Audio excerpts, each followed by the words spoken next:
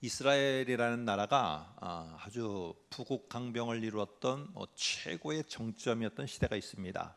그것은 다윗이라는 왕이 다스리던 때였는데, 물론 그의 아들 솔로몬에까지도 이어졌습니다. 그런데 그때 이런 조그만한 우리나라 강원도밖에 안 되는 요 정도의 땅덩어리, 여기에 나라에 속국으로 있는 나라들이 있었습니다. 그러니까 이 말은 무엇이냐면은 이스라엘 나라에 이렇게 점령지처럼 있었다는 것이죠. 그런 나라 가운데 하나가 요 이스라엘 주변에 있었던 모압이라는 나라입니다. 근데 이 모압이라는 나라는 다윗이 죽고 쭉 세대가 이어 내려가면서 이 남쪽과 북쪽으로다가 이스라엘 땅이 나누어지게 되었습니다. 근데 그런 나누어지는 그 순간에도 이 속국들은 여전히 이스라엘에 묶여 있게 되었습니다. 특별히 북쪽 이스라엘에 묶여 있었던 속국 요 모압이라는 나라가 이제 가만히 기회를 보다 보니까 이제 점점 우리가 내는 양들이 너무 많은 거예요. 속국으로 있으면서 바치는 양이 어마어마했습니다. 그 내용을 우리 3장 4절에 이렇게 표현합니다. 한번 볼까요? 여기 이렇게 말합니다. 모압 왕 메사는 양을 치는 자라 새끼양 10만 마리의 털과 순양 10만 마리의 털을 이스라엘 왕에게 바치더니, 이거를 매년 갖다 바쳐야 되는 거예요. 그러던 차에 요 아합이라는 왕이 북쪽 이스라엘을 다스리고 있을 때 요 아합이 죽게 되어집니다. 그런데 그 틈에 이스라엘 나라가 조금 힘이 빠지게 되는 거예요. 요 틈을 타서 모압이 요 틈에 반란을 일으키게 됩니다. 배반을 해버리고 조공을 안 바치는 일이 벌어지게 됩니다. 그게 여기 3장 5절에 말하는 내용입니다. 아합이 죽은 후에 모압 왕이 이스라엘 왕을 배반하였다. 배반하여서 중요한 손해를 끼친 게 뭐냐면 조공을 안 받다 바치니까 경제적으로도 이스라엘이 상당히 타격을 입은 것입니다. 이런데 아합 왕이 죽은 다음에 그의 아들 아하시야가 빨리 가서 이것을 제압하고 다시 속국으로 만들었으면 되는데, 아하시야가 그때 병들어서 죽어버리게 됩니다. 그러자 아합의 또 다른 아들이었던 여호람이라는 요 사람이 이제 왕으로 등극을 하게 되어집니다.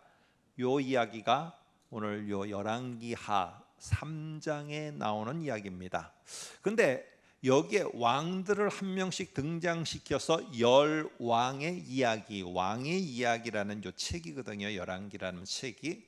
근데 요 왕들을 등장시키면서 성경은 이 왕은 어떤 왕이다, 막 호불호가 탁 갈려버립니다. 악하다, 선하다, 악하다, 이렇게 평가를 먼저 하고 그 다음에 이야기를 해내어 갑니다.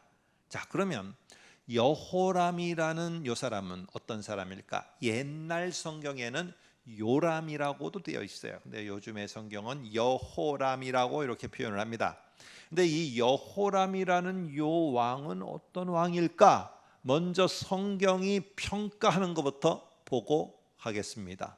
근데 평가를 하는데 좀 앞뒤가 안 맞는 표현으로 다 평가를 해요. 한번 2절을 한번 볼까요? 이렇게 평가합니다. 그가 여호와 보시기에 악을 행하였다. 그러나 그의 부모와 같이 하지는 아니하였으니 이는 그가 그의 아버지가 만든 바알의 주상, 바알의 신상들을 다 깨어 부셔버렸습니다. 여러분, 이건 대단한 겁니다. 아버지가 하던 일에 반기를 든 거예요. 그것도 바알이라는, 우리가 교회를 조금만 다니면 알 수 있는 아주 이방신의 대표적인 신, 바로 바알입니다. 이 바알 신상을 가차없이 다 없애버렸는데, 아니 근데 왜 성경은 앞에 그가 여호와 보시기에 악을 행하였다, 아니 왜 이 바알 신상을 없앴는데 왜 악을 행하였다라고 이렇게 평가하지? 오늘 좀 우리가 의문을 가질 필요가 있다는 것이죠. 왜 도대체 이런 평가가 되었을까? 우상을 깨뜨려 버리고 다 깨쳐 없애버리면은 이게 선한 왕이라고 평가를 받아야 되는데 왜 악한 왕이라고 말을 하지? 한번 우리가 같이 생각을 해보려고 합니다. 자, 여호람이라는 이 사람은 바알 신상은 깨뜨려 버렸는지 모르지만은 여전히 남아있는 죄악이라는 게 있었어요. 오늘 명절 때가 되면은 나는 뭐 집안에서 하는 제사를 안 드리는, 뭐 어떤 것을 안 하는, 뭐 이런 것으로서 내가 하나님 앞에 참으로 올바른 신앙인처럼 우리가 생각할 수 있습니다만, 오늘 3장 3절에 보면은 여호람이라는 이 사람이 남아있는 잘못과 죄가 뭐냐 이렇게 말합니다. 그러나 그가 느밧의 아들 여로보암이 이스라엘에게 범하게 한 그 죄를 여전히 따라서 행하고 떠나지 않았기에 오늘 이 여호람이라는 왕은 바알 신상은 없앴는지 모르지만은 여호로보암이 하던 그 행동을 그대로, 여로보암이라는 이 왕은 누구냐 하면은 남쪽과 북쪽으로다가 이스라엘이 나눠지게 됐어요. 그럴 때 북쪽 이스라엘의 초대 왕이 누구냐 하면은 여로보암입니다. 여로보암. 근데 이 여로보암이라는 왕이 우리가 아는 것처럼 여로보암이라는 왕이 이를 했어요. 가만히 보니까 남북이 나눠졌는데도 불구하고 뭔가 이 유대인들의 절기만 되면은 북쪽에 있는 백성들이 남쪽에 성전이 있기 때문에 다 남쪽으로 건너가는 거예요. 여러분 생각해 보세요. 여러분, 만약 지금 저희도 남북이 나눠져 있는데 명절 때만 되면은 북에서 다 이쪽 남쪽으로 내려온다. 그러면 여러분이 만일에 집권자고 여러분들이 통치자라면은 이걸 어떻게 하겠습니까? 못 내려가게 해야 되겠죠. 그런데 성전에서 제사를 드릴 수밖에 없으니까 그걸로 내려가는 거예요. 그러자 이 여로보암이 어떻게 했느냐? 오늘 열왕기상 12장 28절이라는데 이렇게 말합니다. 한번 보세요. 이에 계획을 했습니다. 이 여로보암이라는 왕이 머리를 짜낸 겁니다. 그러면서 어떻게 했느냐? 금송아지 2개를 만들었어요. 그래서 하나는 베델이라는 곳에, 하나는 단이라는 곳에, 자기네 나라의 남북으로다가 가장 끝단에 있는 곳에 2개의 금송아지 하나씩을 두었어요. 그리고 말하기를 너희가 다시는 예루살렘에 갈 필요 없다. 왠지 아느냐? 이스라엘아, 이는 이 금송아지가 바로 너희를 이집트 땅에서 인도하여 올린 너희의 하나님이다 라고 이렇게 말을 했습니다. 그러니까 갈 필요 없다는 것이에요. 여러분, 여기서 우리가 기억해야 될 것은 초대 왕이었던 여로보암은 금송아지 신을 만든 게 아니에요. 오해하면 안 됩니다. 금송아지를 만들어 이게 새로운 신이다라고 한 게 아니에요. 지금까지 우리가 알고 있었던 하나님이 눈에 안 보였는데 이제 눈에 보이는 하나님으로 우리가 한번 바꿔보자 해서 금송아지를 만들고 뭐라고 말하느냐? 하나님을, 형상이 없는 하나님을 형상이 있는 하나님으로 바꿔버린 겁니다. 그러다 보니까 오늘 하나님이 형상화되어졌어요. 이게 여로보암이라는 왕이 저지른 가장 큰 범죄입니다. 왜 그러느냐? 이 똑같은 사건이 출애굽기 32장에 이스라엘의 선배들 가운데서 저질러졌거든요. 32장 4절에 보니까 저 산에 십계명을 받으러 모세가 올라가고 나왔을 때 이 밑에는 이스라엘 백성들이 남아 있었어요. 그랬더니 이스라엘이 아론에게 뭐라고 말하느냐? 모세 형한테 이렇게 말합니다. 그들의 손에서 금과 고리를 받아서 아론이 다 요청한 대로 다 받아서 이거를 부어서 주물해서 거기에 금송아지 형상을 꺼내오고 조각칼로다가 잘 새겨서 금송아지 모양을 만들었어요. 그리고 말합니다. 똑같이 여로보암하고 말하는 거예요. 이는 너희를 애굽 땅에서 인도하여 낸 너희의 신이다. 이렇게 말을 합니다.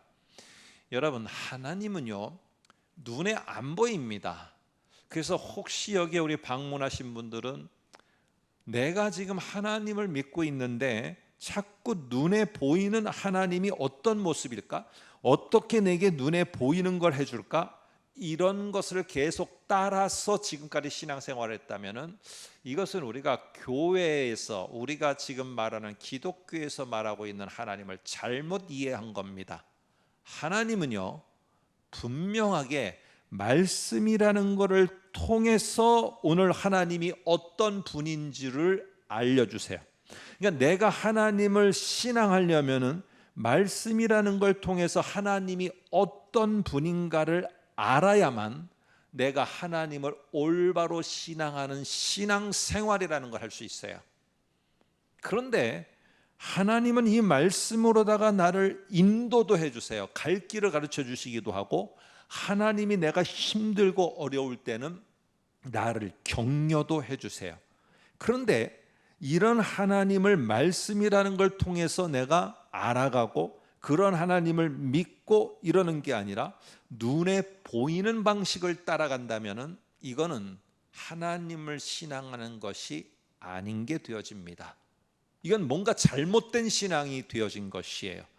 그런데 오늘 지금 여로보암과 또 오늘 여호람은 이렇게 만든 겁니다. 하나님의 말씀은 거부해버리고 하나님을 형상화해서 그 예전의 형상을 가진 이방 신들에게 제사 드리면 됐다.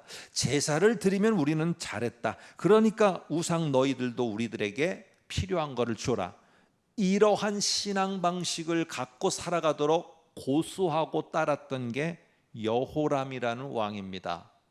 이거는 하나님이 볼 때 정말로 잘못된 신앙이기에 오늘 여호람을 악한 왕이라고 평가를 하는 겁니다. 여러분, 우상을 철폐했기 때문에, 바알의 형상을 없앴기 때문에 선한 게 아니고 말씀이라는 것을 중심으로 신앙생활하는 그거를 모든 것들을 거부해 버린 게 오늘 이게 잘못된 신앙이었어요. 자, 그 샘플로다가 말하고 있는 게 이 3장에 나오는 모압과의 전쟁입니다. 아까 이 아합의 왕 아하시야는 병들어서 반란을 일으킨 모압을 잠재우지 못했어요.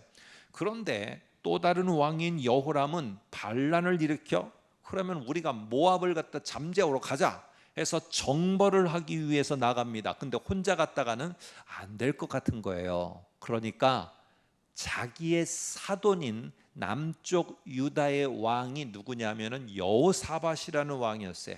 그래서 여호사밧한테 사자를 보내갖고 우리가 좀 함께 힘을 모아서 갑시다 하면서 이야기하고 제안을 하는 게 3장 7절입니다. 한번 볼까요? 또 가서 유다 왕 여호사밧에게 사신을 보내 이르되 모압 왕이 나를 배반해서 초공을 안 바친대. 당신은 나와 함께 가서 모압을 칩시다 하니 그가 이르되 내가 너와 같이 올라가리라. 즉각 답을 해버립니다. 자, 여러분, 여기에서의 문제가 뭡니까? 이런 중차대한 일을 할 때 적어도 이스라엘이라는 하나님의 나라의 왕이라면은 하나님께 물어야죠. 하나님께 한 번쯤은 내가 이런 큰 일을 하려고 합니다. 하나님, 나에게 어떤 말을 좀 주시렵니까? 하고 물어야 되는 게 이스라엘의 왕이라면 해야 될 것인데, 오늘 그는 지금 하나님께 묻기 대신에 자기의 사돈인 유다 왕 여호사밧에게 묻고 있어요. 여호사밧도 이 말을 들었으면 자기도 남쪽 유다의 왕으로서 잠깐만, 우리가 그냥 결정할 게 아니라 우리가 한번 하나님께 물어보고 모압을 치러 갈지 말지를 조금 결정해 보자, 이렇게 말을 해야 되는데 즉시 답을 합니다. 내가 올라가리라. 이런데요, 오늘 이런 것 속에 여호사밧은 아합이라는 이 북이스라엘의 지금 여호람의 아버지, 그 딸의 며느리로 삼아서 정략 결혼을 했어요. 그러니까 뭐 반대하고 뭐하고 그럴 시간도 없고 그럴 환경도 아닙니다. 그러니까 오케이 가자 했어요. 그래서 모압 정벌을 두 나라가 합의해서 연맹을 맺어 가게 되어집니다. 그런데 어디로 가면 좋을까? 여러 두 개의 가는 길이 있는데 어느 길로 가면 좋을까? 이것도 여호사밧에게 묻어요. 하나님께 묻는 게 아니라 도대체 누구에게 물어야 되는가? 이 여호사밧에게 가서 물으니까 여호사밧이 에돔이라는 그 광야길로다가 그 가는 것이 좋을 것 같습니다. 이렇게 좋을 것 같다고 결론을 내립니다. 그래서 이 둘은요, 생각할 때 에돔으로 가려고 하면 에돔 왕의 동의를 받아야 되는데 이거를 허락해 줄까? 여호사밧은 알고 있었습니다. 걱정 마, 걱정 마. 허락할 수밖에 없어. 왜냐하면은 요 에돔이라는 나라하고 모압이라는 나라는 딱 붙어 있어요. 지금의 요 우크라이나하고 러시아하고 딱 붙어 있듯이. 그러면서 이 텐션이 아주 심한 겁니다.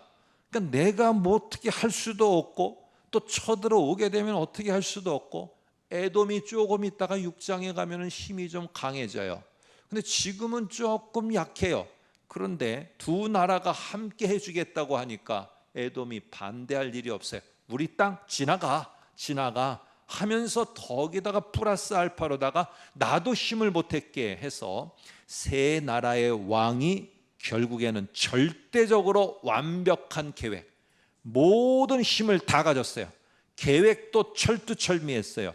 아주 일사천리로 계획한 것이 협력하는 자들이 척척척척, 여호사밧이 오케이, 에돔 왕도 오케이, 다 모든 자들이 허락해서 길도 뻥뻥뻥 다 뚫려요. 잘 됐어요.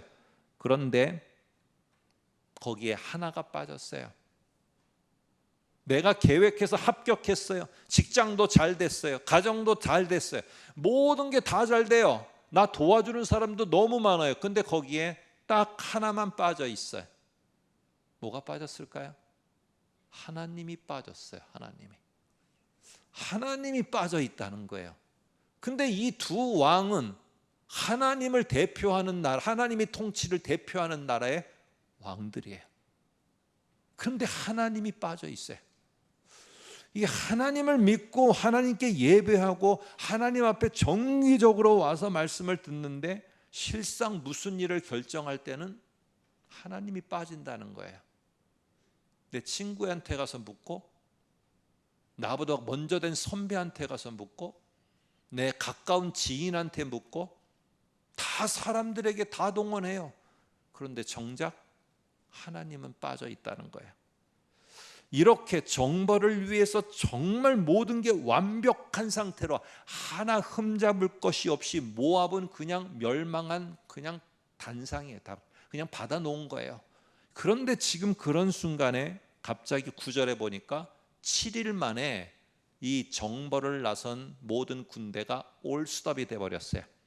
이거는 전쟁하기도 전에 죽을 판이 되어져 버렸어요. 왜 그랬을까? 9절 보세요. 한번 9절 보겠습니다.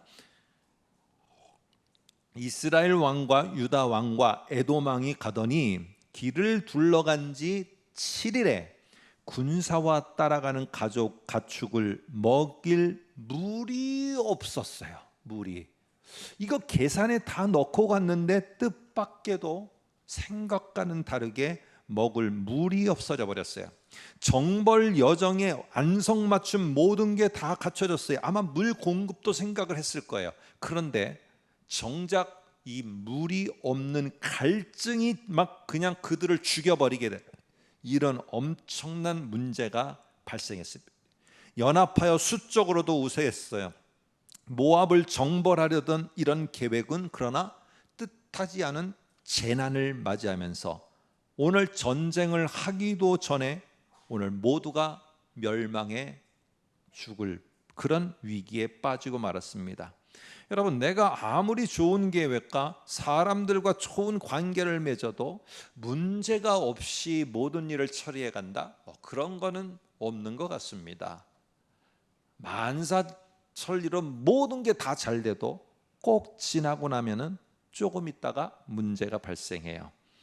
여러분, 오늘 이런 모습 속에 우리는 잘 내가 기억해야 됩니다. 어떤 문제가 내 앞에 주어지면은 어떤 사람은 그 문제를 막 끌어안고 자기가 낭떠러지에서 떨어지듯이 문제 속으로 막 빨려 들어가면서 허우적거리며 괴로워하는 사람이 있어요. 몸도 상하고 마음도 상하고 정신도 상하고 내가 너무너무 힘든 그 문제 속으로다 자꾸 내가 나를 끌고 들어가요. 그러면서 그 속에서 허우적거리면서 그 문제를 내가 풀어야 된다, 나 아니면 안 된다, 내가 어떻게 하지, 이 고민을 갖고 살아가요. 그런데 오늘 지금 이 연합군 앞에 맞닥뜨린 무리 없는 갈증 속에 타들어가는 이 문제는 사실은 그들이 그 문제 속으로 들어가라고 하나님이 문제를 그 앞에 둔 게 아니에요. 문제는 하나님 앞으로 점점 인도해서 하나님의 말씀으로 다시 신앙을 회복하고 그거를 듣고 순종하는 것으로 안내하는 안내자가 무엇이냐? 요 문제입니다. 문제. 우리가 한번 이런 거를 생각을 해보세요. 우리는 하나님이 정말 우리를 회복할 새 아침이 올 거다라는 그런 말을 해요. 근데 유대인들은요, 새로운 날의 시작이 아침이 아니라 저녁 밤입니다. 밤. 어두운 밤이 그들에게는 새로운 날의 시작이에요. 그런데 이스라엘 사람들은 어두컴컴한 때가 되면은 그들은 다 결혼식도 그때 모든 움직임이 팔레스타인 더운 데니까 그런 데는 다 새로운 시작들이 다 밤이에요. 여러분, 그런데 그 밤을 맞이했을 때 너무 어둡다, 나는 끝이다, 나는 이 문제 이제 모든 게 파멸이다. 유대인들은요, 어두움을 그렇게 보지 않아요. 새로운 시작으로 보는 거예요. 여러분, 이런 문제와 물 없음의 갈증 속에 타들어가는 것 속에서 오늘 이스라엘 사람들은 이 새 왕은 뭘 깨달았어야 되느냐? 내가 묻지 않았구나. 내가 하나님의 말씀으로다가 지금까지 이 신앙을 갖지 않았구나. 이렇게 인식을 해야 됐어요. 그런데 하나님의 계획은 적중했습니다. 인식을 하게 됐어요. 이 두 왕이 인식을 하는데 처음으로 북쪽 이스라엘의 여호람이라는 왕이 먼저 입을 열어서 말을 합니다. 한번 볼까요? 10절에 이렇게 말합니다. 이스라엘 왕이 이르되 슬프다, 슬프다. 여호와께서 이 새 왕을 불러 모압의 손에 넘기려 하시도다. 여러분, 사실 이 모든 일을 할 때 여호람은 하나님께 묻지도 않았어요. 자기가 다 계획해 놓고 자기가 다 이렇게 해놓고 그리고는 이런 수적 우위에 있는 것만 자랑하면서 전쟁에 가면 승리한다 해놓고는 난관에 부딪히니까 하나님이 이렇게 했다. 아니, 언제 물어보기나 했어요, 하나님께? 그리고 말씀이나 이런 뭔가 하나님이 들려주시는 그 말씀 속에 내가 한번 깊이 생각하는 시간도 안 가졌어요. 그래 놓고는 모든 원망은 다 거기다 하는 것입니다. 하나님께로. 여러분, 여호와를 이렇게 원망하는 여호람과 달리 어둠이라는 것을 끝이다, 너무 어렵다, 갈 길이 없다라고 생각하는 다른 나라 사람들과 달리 유대인들은 새로운 시작이다, 새로운 날이다 이렇게 보듯이 문제를 오늘 다르게 보면서 오늘 새롭게 깨달은 또 다른 왕, 남쪽의 여호사밧은 이렇게 말을 합니다. 늦었지만 이제라도 하나님이 이 문제 때문에, 이 문제로 인해서 하나님이 말씀의 신앙으로 돌아가라는 거구나. 나에게 왜 이런 상황이 있지, 저런 상황이 있지, 왜 이런 좋은 상황이지, 안 좋은 상황이지, 나는 이런 것만 갖고 신앙생활의 여부를 판단하려고 했는데 그게 아니라 하나님의 말씀을 들으면서 내가 살아가는 신앙, 이게 내게 필요한 거구나. 이 여호사밧은 늦었지만 깨닫고 한번 11, 12절에 볼까요? 이렇게 말합니다.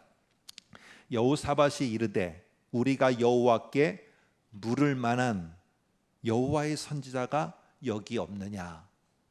이제 우리가 하나님의 말씀을 들어야 되는 거였는데, 묻고 들었고 시작을 했어야 되는데 안 되겠다, 지금이라도 물어봐야겠다 하면서 선지자를 찾습니다. 이스라엘 왕의 신하중들 중에 한 사람이 대답하여 이르되 전에 엘리야의 손에 물을 붓던 사밧의 아들 엘리사가 여기 있나이다 하니 여호사밧이 이르되, 그 다음 말입니다. 여호와의 말씀이 그에게 있도다. 우리와 하나님은 말씀을 가지고 신앙생활을 하고 말씀을 따라서 움직여 살아가는 삶인 것을 여호사밧이 인정을 합니다. 이에 이스라엘 왕과 여호사밧과 에돔 왕이 그에게로 내려가게 되어집니다. 여러분, 엘리사라는 사람이 왜 이 원정대에 끼어서 지금 함께하고 있는지 성경은 말하지 않아요. 그러나 중요한 것은 여호사밧이라는 이 왕이 지금 한 행동이에요. 그가 돌아가야 될 것을 알았어요. 이 문제의 역할이 뭔지를 알았어요. 문제는 나를 집어삼키는 어두움과 그런 우리가 생각하는 깊은 바다가 아니라 우리를 하나님의 말씀으로 인도하는 안내자구나. 그래서 내가 하나님의 말씀으로 가게 되어지면은, 그래서 말씀 속에서 내가 듣고 내가 가야 될, 행해야 될 거를 알고 그거를 행하면 이 문제는 안내자로서 잘 마쳤기에 떠나가는 것이구나. 이렇게 보게 될 경우에 문제는 우리에게 하나님께 가까이 가게 만드는 아주 중요한 안내의 도구가 되어집니다. 이때 엘리사가 새 왕에게 말합니다. 한번 16, 17절에 보니까 이렇게 말해요. 여호와의 말씀입니다 하니까 이제는 이 왕들이, 이전에는 이 여호와의 말씀은 무슨 여호와의 말씀 듣지도 않았던 그들이 듣기를 시작합니다. 여호와의 말씀입니다 할 때 잘 보시기 바랍니다. 이 골짜기에 개천을 많이 파라, 실개천을 많이 파라고 하셨습니다. 여호와께서 이르기를, 그런데 너희가 실개천을 많이 파도 아무리 무슨 일이 일어나나 주변을 둘러봐도 비가 오는 것을 느끼게 하는 바람도 보지 못하고, 비가 올 거라는 바람이, 우리로 말하면 습기, 이런 거 전혀 없을 거다. 그리고 비도 오지 않을 것이다. 그런데 너희는 실개천을 파라. 그러면서 뭐라고 말하느냐? 여러 것을 네가 만일에 한다면은 골짜기에 물이 가득하고 너희와 너희 가축과 짐승이 마시리라. 아니, 비도 안 오는데 이 광야에 어디서 물이 온단 말일까? 여러분, 여기에서 지금 하나님이 말한 거는 샘물을 파라는 게 아니에요. 땅을 파서 우물을 파라는 게 아니에요. 뭘 파냐? 이런 골짜기가 있는데 골짜기 옆으로 하나만 파는 게 아니라 실개천, 쭉 개천을 여러 개 많이 파라는 거예요. 이거는 좀 이해가 필요합니다. 이 골짜기는 어떻게 해서 생긴 골짜기냐면은 와디라는 특별한 이스라엘의 지형이에요. 와디. 근데 이게 어떻게 생기느냐? 그냥 평범했던 평지가 요번에 저 울릉도에 막 한 300mm가 쏟아지지 않아요? 이스라엘도 마찬가지입니다. 한번 비가 쏟아지면은 막 폭우가 갑자기 쏟아질 때가 있어요. 그러면 그게 엄청난 물이 돼서 이 아주 단단하지 않은 흙들을 막 갉아가기 시작합니다. 막 갉아서 내려갑니다. 그런데 이런 폭우가 다음에도 또 오고 다음에 또 오고 다음에 또 오면은 계속 쓸어가는 겁니다. 그래서 세월이 지나면서 자연스럽게 폭우에 의해서 만들어진 거, 요게 와디라는 골짜기입니다. 그런데 이 골짜기가 좋은 게 뭐냐면요, 이 상업을 할 때 지나다니기 좋고 군대들이 이렇게 움직이기에 상당히 좋아요. 그러다 보니까 이쪽으로 사람들이 움직여 가는 거예요. 여러분, 그런데 요때 조심할 게 있어요. 바람을 느끼거나 이런 어떤 주변에 움직이는 기온의 변화나, 요건 뭐냐 하면은 곧 폭우가 쏟아져서 요 골짜기로 또 한 번에 엄청난 물이 내려올 것이다 라는 게 느껴지면 이 사람들이 이동하는 걸 멈추고 실개천을 팝니다. 쭉. 왜 그러냐면은 그 개천을 파야지 물이 내려오면서 옆으로 다 빠져 내려가서 군사들이 안전하고 폭우가 오더라도 말들이 안전하고 먹을 것들이 안전하기 때문에 실개천을 폭우를 대비해서 만드는 거예요. 그런데 지금 하나님은 뭐라고 말하느냐? 비 안 와. 그런데 실개천 파. 아니 이게 무슨 소리예요? 비도 안 오고 폭우도 안 오고 이 골짜기는 말라 비틀어지는데 아니 실개천을 왜 파? 이러면서 우리 힘 빼갖고 하나님이 아무래도 저 모압한테 우리 다 죽이려고 하는 것 같아요. 아무래도 이렇게 불순종하면 안 된다는 것이에요. 근데 이들은 어떻게 했느냐? 곧 순종해서 그것을 행하게 되어집니다. 즉시 행합니다. 이게 달라진 모습이에요. 그랬더니 어떤 결과가 나오느냐? 3장 20절에 비도 안 왔어요. 폭우가 와서 물이 철철 넘치며 오지도 않았는데 아침이 되어 소재를 드릴 때 물이 에돔이라는 그쪽, 지금 지나고 있는 그쪽 나라 어딘가로부터 흘러와 그 땅의 골짜기에 가득하게 되었다. 어떻게 왔는지는 성경이 말하고 있지 않아요. 중요한 것은 말도 안 되는 행동을 요청했는데 그들이 그것을 그대로 받아들이고 순종을 했더니 정상적이지는 않지만은 정말로 경험해보지 못할 어디론가부터 흘러내리는 물이 내 곁에 온 것을 보게 되었다. 엄청난 하나님의 큰일 행하심을 보게 됨을 말합니다. 여러분, 물 없는 상황은 이 전쟁의 여정에서 유일하게 소외되었던 하나님의 존재감을 부각시키는 거예요. 내가 잘 되고 나는 한 번도 실패한 적이 없고 나는 만나는 사람마다 좋은 사람을 만났어요. 그러다가 어려움에 직면했습니까? 하나님의 존재감이 우리에게 비춰지고 있는 거예요. 그럴 때 오늘 우리 모두는 각성하면서 내가 돌아가야 될 것이 어딘가, 하나님의 말씀을 듣고 그 말씀을 내가 묻고 그리고 순종하며 가는 게 내가 가야 될 길이라고, 나를 지금 이 갈증이라는 문제를 갖고 이 갈증이라는 문제가 나를 인도해 가고 있구나. 그랬더니요, 그 갈증이라는 문제가 나를 인도해 가서 인도하는 대로 가서 하나님의 말씀 앞으로 갔어요. 말씀이 뭐라고 하는지 엘리사가 말하는 대로 듣고 이거는 아닌 것 같은데 생각이 들었지만 그대로 했어요. 그랬더니 갈증이 해결됐어요. 그럼 여기서 우리는 다 문제가 해결됐으니까 됐다라고 하는데, 하나님은 뭘 보셨느냐? 너희가 다시 나의 말씀 앞으로 왔느냐? 그리고 네가 듣고 다시 순종을 하는 모습을 보이네. 그러면 됐다. 이제 내가 너에게 더 큰 일을 행해 줄 것이다 하면서 18절에 이렇게 말합니다. 이것은, 갈증이 해결되는 이것은 여호와께서 보시기에 아주 작은 일에 불과해.